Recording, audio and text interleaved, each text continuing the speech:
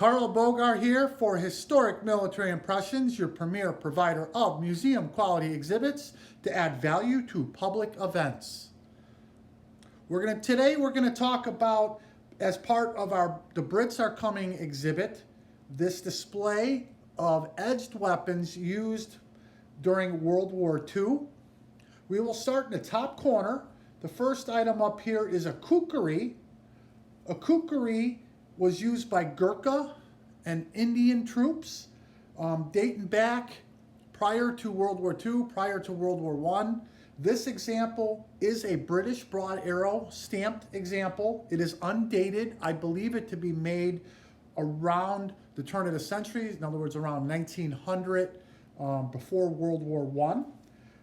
With this leather strap here, the way it was modified, it was clearly made for military use. The next area we'll talk about are the number 4 bayonets. The number 4 bayonets were used for the Enfield number 4 Mark I rifle. They were very slender bayonets. They were made at a time that metal was a little bit more scarce.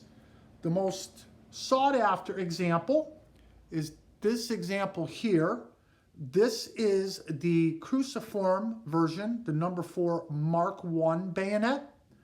It was a gift from my wife Susan we got about 10 years ago.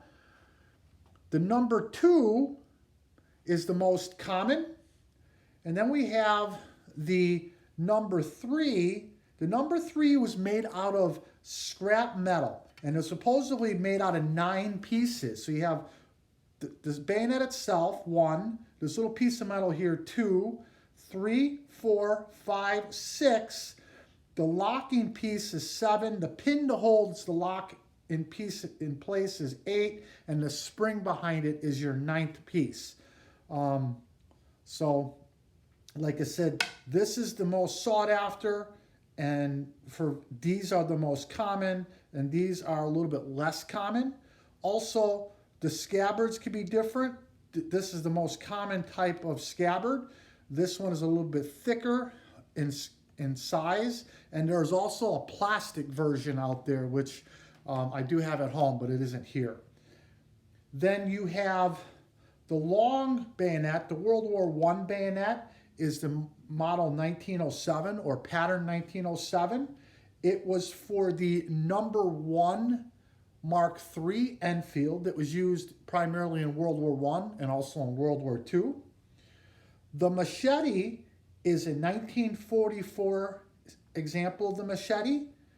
And then the last actual bayonet is right here. This is the number 7 Mark III bayonet. Normally, the number 7 Mark IIIs are with a brown handle. This one has a black handle. What's unique is it was designed to be either a fighting knife or, flip it up, a bayonet.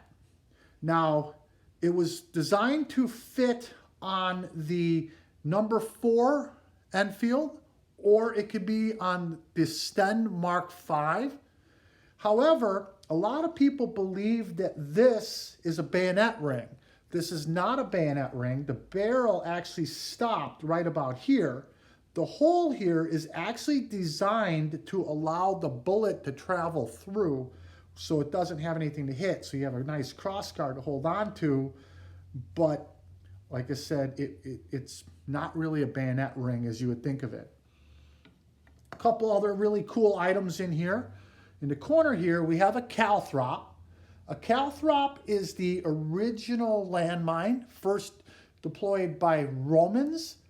Basically, however you would toss it, it would always end up 1 point up.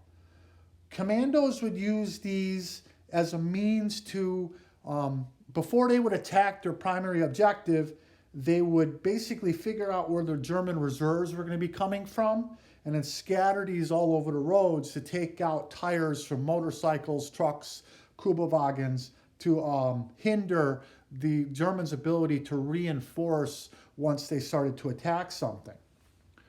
The other item in the corner here is really crude. This came from a gentleman I knew, Bob Olson. He was from Racine, Wisconsin. He was a member of the 2nd Ranger Battalion and then a member of the 1st Special Service Force. It's a crude piece of metal with a reinforced wire handle. Basically, he said that these were basically made just to stab tires, to puncture tires real quick.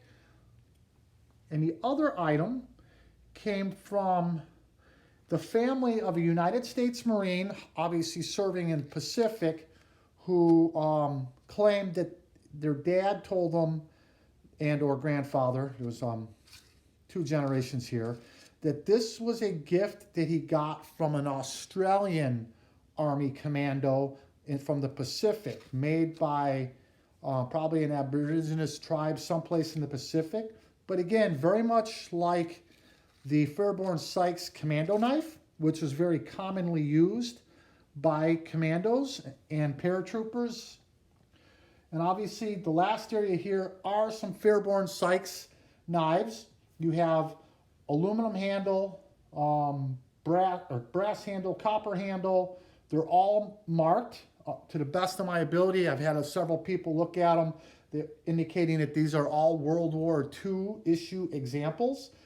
This one is in the not correct scabbard because I'm hiding the fact that the blade was shortened.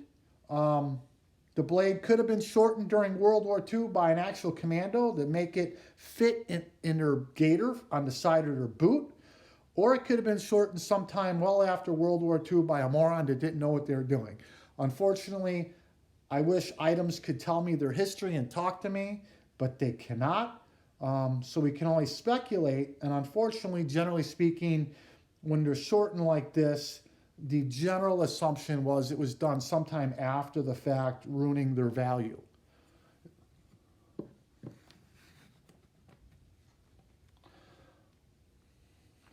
So that concludes this little video on the edged weapons that are here as part of the Brits Are Coming exhibit. And I thank you for watching our videos. Please post any comments that you have. Like, share, and subscribe. Please help us build our audience.